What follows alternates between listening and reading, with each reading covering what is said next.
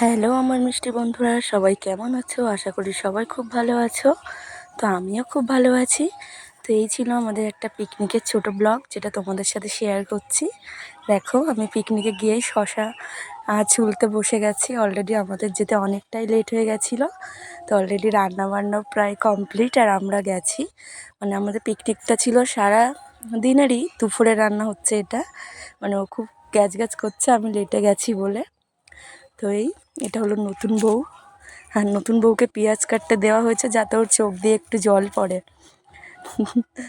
পেঁয়াজ আদা রসুনগুলো ওকে ছাড়াতে দেওয়া হয়েছে যাতে ওর চোখ দিয়ে একটু জল পড়ে। এই যে আমার বড় ফাঁকিবাজ, ও যেখানেই যাবে শুধু একটা করে টেচকি কড়াই এইগুলোকে ধোয়ার চেষ্টা করবে যাতে কম কাজ করতে হয়। তো দেখো, এই যে আমার পুচকু, এটা আমার গোপাল, আমার ছেলে। তো তারপরে এটা হলো সন্ধ্যার জন্য ম্যারিনেট করা হচ্ছে পকোড়ার জন্য। দেখো, চিকেনটা ম্যারিনেট করছে, সমস্ত গুঁড়ো মশলাগুলো দিয়ে দেওয়া হলো। চিকেনটা পুরো লাল হয়ে গেছে। তো সব কিছু দেওয়া হয়ে গেল, ভালো করে মাখিয়ে নেওয়া হচ্ছে। এটা সন্ধ্যায় হবে বলে। তো তারপরে এই যে আরেকজন, ইনি আবার মশলা করে দিচ্ছে, মিক্সিতে মিক্সার করছে।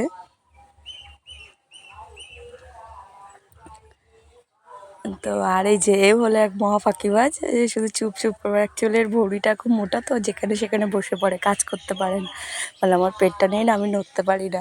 এই দুই মহা ফাঁকিবাজ, এই যে দুটোকে একসাথে পাওয়া গেছে, মহা ফাঁকিবাজ। তো আমাদের দুপুরের মেনু ছিল সাদা ভাত, ডাল, পাবদা মাছ। এই যে পাবদা মাছের ঝালটা হচ্ছে, মানে ইনি খুব ভালোই রান্না করে।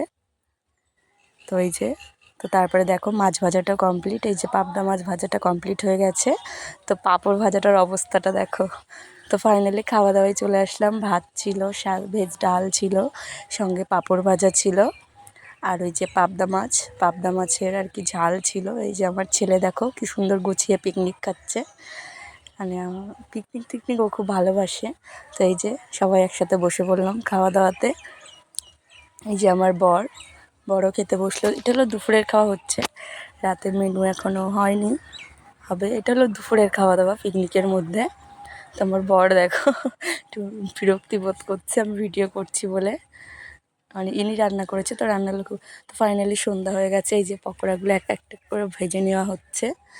এই যে এনারা দুজন মিলেই বেশিরভাগ রান্নার দায়িত্ব থাকে। আর আমার ছেলে আর ওর বন্ধু, মানে বন্ধুর ছেলেরা, দুই বন্ধু মিলে নাচ করছে। দেখো, নাচ দেখে নাও শুধু ওদের।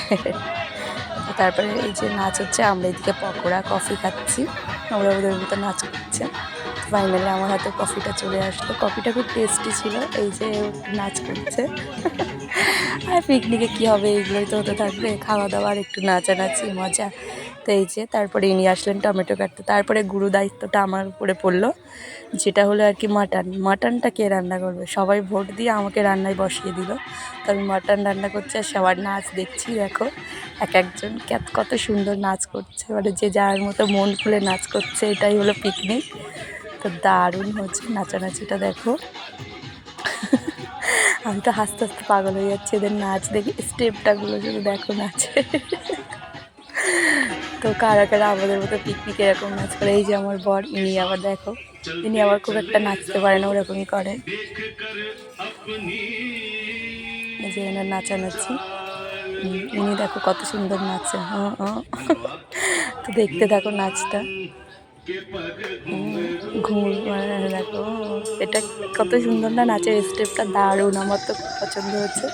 আমি এখান থেকে অনেকটা নাচের স্টেপ শিখে নিতে পেরেছি।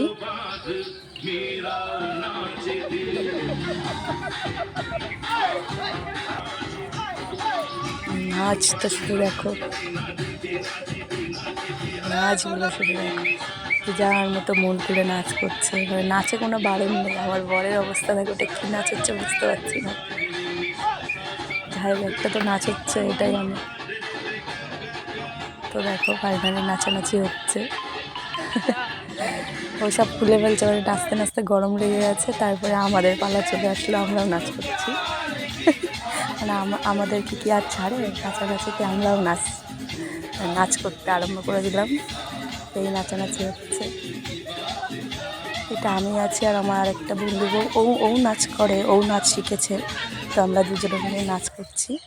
আরও বউ ছিল, তারা মানে নাচ করেনি, তো তারপরে চলে আসলাম, ডাল ছিল, বেগুন ভাজা ছিল, পাঁপড় ভাজা ছিল, চিপস ছিল, মাছের ছিল, মাছের তো ঝোল ছিল।